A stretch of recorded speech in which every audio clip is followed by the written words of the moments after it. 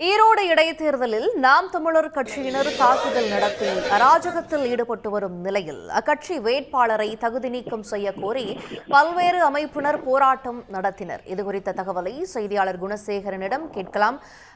குணசேகரன், அங்கு ஈரோடு தேர்தல் களம் பரபரப்பாக காணப்படுறதை நம்ம பார்க்கிறோம். இதற்கிடையே நாம் தமிழர் கட்சி வேட்பாளரை தகுதி நீக்கம் செய்ய சொல்வதற்கான காரணங்கள் என்ன?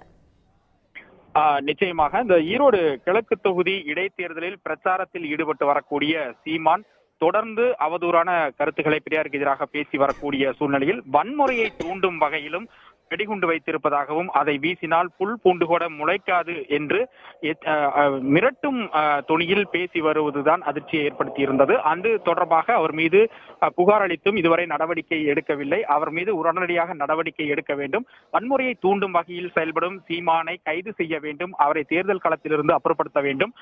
நாம் தமிழர் கட்சியினரும் வன்முறையை தூண்டும் வகையில் செயல்படுவதாகவும் தொடர்ச்சியாக புகார்கள் எழுந்திருக்கக்கூடிய நிலையில் தமிழ் தேசிய கூட்டணி சார்பாக சுயேட்சை வேட்பாளராக போட்டியிடக்கூடிய வெண்ணிலா, மே 17 இயக்க ஒருங்கிணைப்பாளர் திருமுருகன் காந்தி மற்றும் விடுதலை தமிழ் புலிகள் கட்சி தலைவர் குடந்தை அரசன் மற்றும் ஒரு 100க்கும் மேற்பட்ட நிர்வாகிகள் இது தொடர்பாக புகார் அளிப்பதற்காக ஈரோடு மாநகராட்சி அலுவலகத்தில் தேர்தல் அலுவலரை சந்தித்து மனு அளித்தனர்.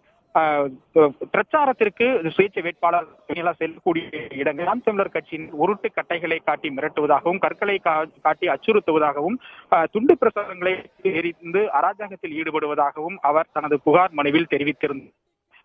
இது போன்று ஈரோடு பிரச்சார களத்தில் வன்முறையை தூண்டும் வகையில் செயல்படக்கூடிய சீமான் மீதும் அவரது கட்சியினர் மீதும் நடவடிக்கை எடுக்க கோரித்தார். மே 17 இயக்கத்தினர் மற்றும் விடுதலை தமிழ் புலிகள் கட்சியினர் அடங்கிய தமிழ் தேசிய கூட்டணி அமைப்பினர் ஈரோடு மாநகராட்சி அலுவலக வளாகத்தில் தரையில் அமர்ந்து முழக்கங்களை எழுப்பி போராட்டத்தில் ஈடுபட்டார்கள். உடனடியாக சீமான் மீது நடவடிக்கை எடுக்க வேண்டும். தேர்தல் ஆணையம் உடனடியாக இந்த நடவடிக்கை எடுக்காவிட்டால் போராட்டத்தை தொடரப்போவதாக கூறி போராட்டத்தில் ஈடுபட்டனர். அவர்களுடன் போலீசார் பேச்சுவார்த்தை நடத்தினர். உடனடியாக அவர்கள் கோரிக்கை மனு பெறப்பட்டு நடவடிக்கை எடுப்பதாகவும் போலீசார் உறுதியளித்தார்கள். அதனை தொடர்ந்து இந்த போராட்டத்தை கைவிட்டு மே 17 மற்றும் விடுதலை தமிழ் புலிகள் இயக்கத்தினர் உள்ளிட்ட தமிழ் தேசிய கூட்டணி அமைப்பினர் அங்கிருந்து கலைந்து சென்றனர். இதன் காரணமாக மாநகராட்சி அலுவலகத்தில் ஒரு பரபரப்பான சூழல் நிலவியது. உடனுக்குடன் செய்திகளை தெரிந்து கொள்ள சன் நியூஸ் பெல் ஐகானை கிளிக் பண்ணுங்க.